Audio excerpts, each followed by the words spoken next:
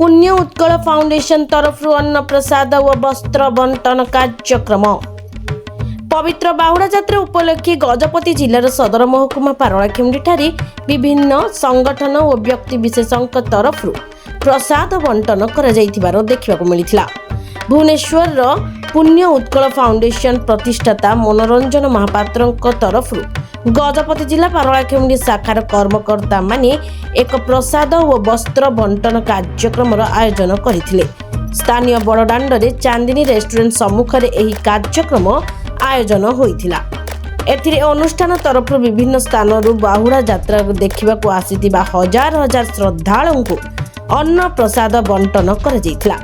सेहीपरि जिला कृष्ण निराकरण केन्द्र रे अंतवासी को वस्त्र व अन्न प्रसाद अनुष्ठान कर्मकर्ता माने बंटन करथिले।